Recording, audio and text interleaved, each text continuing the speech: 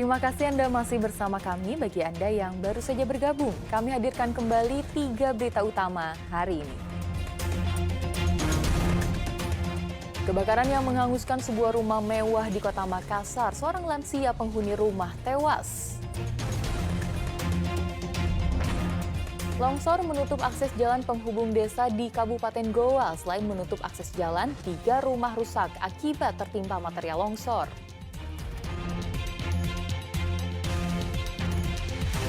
Seorang anak balita di Kota Makassar terkunci di dalam mobil saat ditinggal kakeknya mengurus berkas di sebuah tempat fotokopi.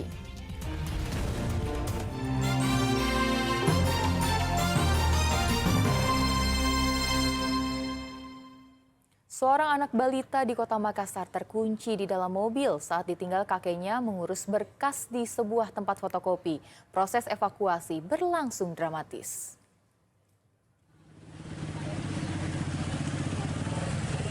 Menggunakan sutas kawat besi, lelaki ini berjibaku membuka pintu mobil yang terkunci di Jalan Wijaya Kusuma, Kecamatan Rapocini, Kota Makassar, Kamis siang. Pasalnya, dalam mobil tersebut ada seorang balita berusia 2 tahun. Dengan berbagai daya dan upaya, proses evakuasi yang berlangsung sekitar 20 menit itu akhirnya membuahkan hasil untuk membuka pintu mobil yang terkunci dari dalam. Bocah laki-laki itu dalam keadaan selamat.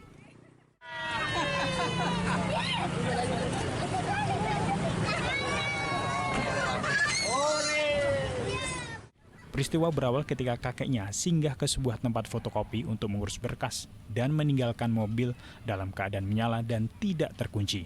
Namun cucunya yang bermain dalam mobil mengunci pintu mobil dengan manual hingga akhirnya terkunci otomatis.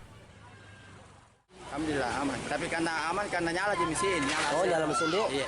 Oh, berarti ini bapak datang fotokopi. Oh, biasa orang disimpan cucu anunya, ada cucunya disimpan di atas. Terus dia tinggalkan cucunya itu pencet anunya tombol otomatis kuncinya. Nah, terkunci semua.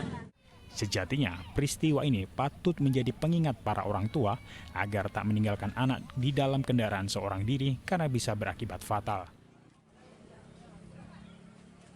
Raisa Bu melaporkan dari Kota Makassar. Direktorat Reserse Kriminal Khusus Polda Sulawesi Selatan menangkap 3 pemuda di Sulawesi Selatan lantaran terlibat judi daring. Dari pengungkapan 3 kasus tersebut, 1 pelaku ditangkap karena terlibat jual beli chip aplikasi judi daring. Sementara 2 lainnya lantaran mempromosikan judi daring melalui media sosial. Polisi meringkus 3 remaja di Sulawesi Selatan yang terlibat judi daring. Ketiganya masing-masing berinisial WA 25 tahun, AM 19 tahun, dan MF 25 tahun. Ketiganya ditangkap berdasarkan 3 laporan polisi. Tersangka WA ditangkap di Kabupaten Sopeng lantaran melakukan jual beli chip yang dimainkan di aplikasi judi daring. Dari penggeledahan, polisi juga menemukan 1 komputer dan ponsel berisi 2.000 akun aplikasi judi daring dan transaksi penjualan chip. Sementara 2 tersangka lainnya, yakni AM dan MF, diringkus di Kabupaten Goa dan Kota Makassar. Keduanya terbukti mempromosikan situs judi daring di media sosial. Dari promosi judi daring tersebut, tersangka mendapat keuntungan berupa uang. Kedua pelaku yang merupakan konten kreator ini memiliki jumlah pengikut yang banyak di media sosialnya masing-masing. Di mana chip tersebut dibeli oleh pemain, dimainkan apabila pemain tersebut ya istilahnya jackpot dapat keuntungan, chip tersebut bisa dijual kembali dengan rata-rata selisihnya antara 5.000 sampai 10.000 rupiah. Dan ini dari 2.000 chip akun Hackdomi tersebut untuk pelaku sampai saat ini memperoleh keuntungan sekitar 10 juta rupiah. Itu untuk Hackdomino. Kemudian untuk 2 pelaku lagi yang kami amankan itu adalah endorse judi online. Atas perbuatannya, para tersangka dijerat pasal tentang perjudian dengan ancaman 10 tahun dan denda maksimal 10 miliar rupiah. Raisa Bu melaporkan dari Kota Makassar. Kita beralih ke informasi selanjutnya. Presiden Republik Indonesia Joko Widodo meresmikan bendungan di Kabupaten Takalar yang menelan anggaran sebesar 1,6 triliun rupiah. Sebelumnya Jokowi berkunjung ke beberapa kabupaten di Provinsi Sulawesi Selatan, yakni Kabupaten Bone, Kabupaten Sinjai, Kabupaten Bulukumba, Kabupaten Bantaeng, dan terakhir Kabupaten Takalar. Presiden Republik Indonesia Joko Widodo tiba di Desa Komara, Kecamatan Palong Bangkeng Utara, Kabupaten Takalar Jumat siang untuk meresmikan Bendungan Pamukulu. Pembangunan Bendungan Pamukulu di Kabupaten Takalar menelan anggaran sebesar 1,6 triliun rupiah dengan daya tampung 82 juta meter kubik dengan luas genangan 460 hektar. Presiden berharap jika keberadaan bendungan tersebut bisa meningkatkan produktivitas pertanian di sejumlah wilayah di Kabupaten Takalar dan sekitarnya.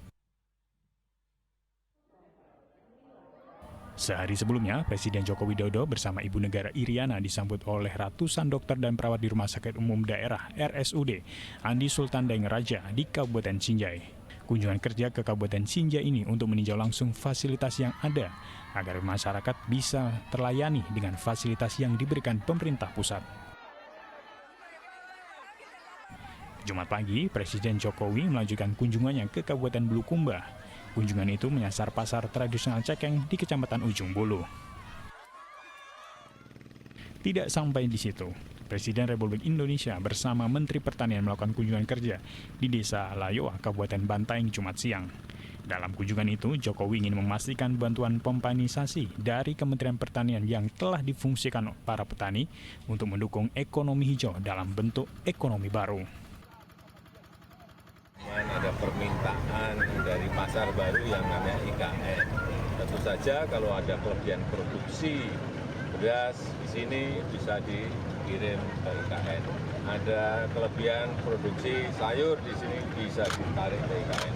Ada bawang merah tadi yang juga harganya baik, sangat baik, 30.000 bisa ditarik ke IKN. Saya kira IKN akan menjadi titik pertumbuhan ekonomi baru dan kita ingin juga terjadi transformasi ekonomi, terutama yang berkaitan dengan ekonomi hijau. Nantinya, transformasi ekonomi akan dimulai dari hulu ke hilir. Daerah penghasil sembako, jika ada kelebihan maka akan dikirim ke Ibu Kota Nusantara atau IKN. Tim Liputan melaporkan.